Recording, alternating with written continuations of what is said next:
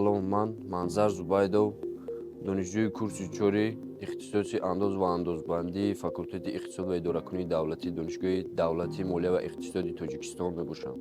Хоб, ман аз замони кӯдакӣ мехостам, ки ба давлатҳои хориҷа сафар намоям ва дониши худро дар дигар давлатҳо сайқал диҳам ва ҷаҳонбинии хешро васеъ намоям.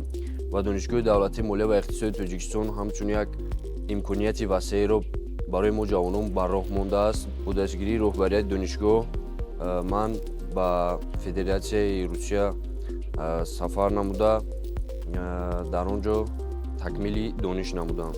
Ман тариқи будилаи донишҷӯӣ ба Федератсияи Русия ба шаҳри Екатеринбург сафарбар шудам ва ба донишгоҳи давлатии иқтисодии Урал таҳсил намудам ва дар он ҷо фанҳои ба мисли фанҳои донишгоҳи давлатии молия ва иқтисоди Тоҷикистон, фанҳои молия, андоз, хухои зидди коррупсионӣ ва ба монанди ин фанҳоро дар он ҷо аз худ намудем. Албатта дур аз ватан хеле сахт аст ва пазмони падару модар, пазмони ватан мешавӣ. Аз замони кӯдакӣ орзу доштем, ки дар давлатҳои хориҷа таҳсил намоем ва як таҷрибаи мукаммале дар соҳаҳои иқтисод ва молия аз худ намоем. Гарчанде ки мо дар донишгоҳи давлатии молия ва иқтисоди Тоҷикистон дар гурӯҳи русӣ таҳсил менамудем, аз ҳамин ҷода ба мо ягон мушкилие барои забон дар Федератсияи Русия эҷод нашуд. муносибатҳои устодон ва профессор академикҳои донишгоҳи давлатии иқтисодии Урал бо мо хеле хуб буд. онҳо ба мо зуд таъкид мекарданд, ки хонед вақти худро беҳуда сарф нанамоед ва барои пешрафт ва тараққиёти давлати хеш саҳми арзандае гузоред. Фарҳанг ва маданияти шаҳрвандони рус ба куллӣ аз фарҳанг ва маданияти мо фарқи калон дорад.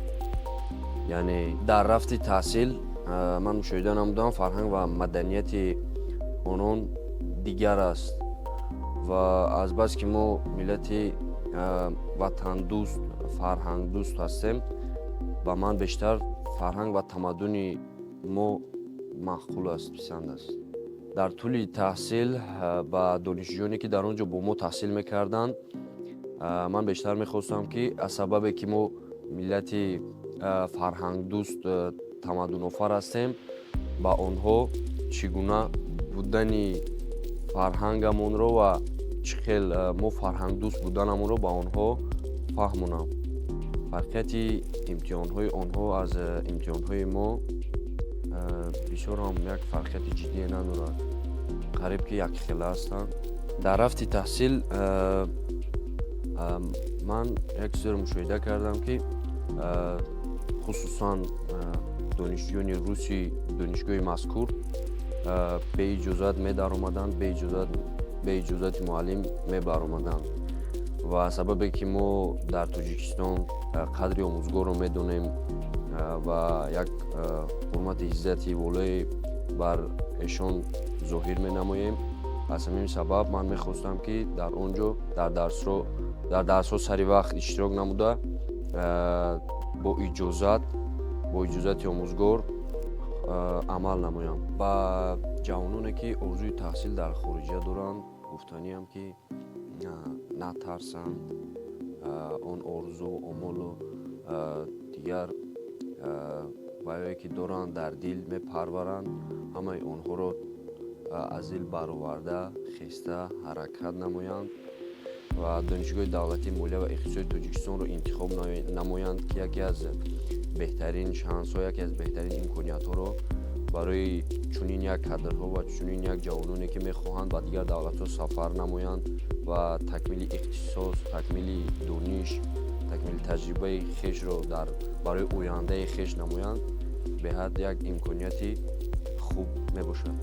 сипос ба ректори донишгоҳи давлатии молия ва иқтисоди Тоҷикистон Сатторзода Бобоҷон Абдуҷаббор барои дастгирии пайваста ва фароҳам овардани чунин имкониятҳои васеъи хориҷӣ ки мо ҷавононро пайваста ба хориҷа мефиристанд ва ман миннатдории хешро ба эшон баён менамоям.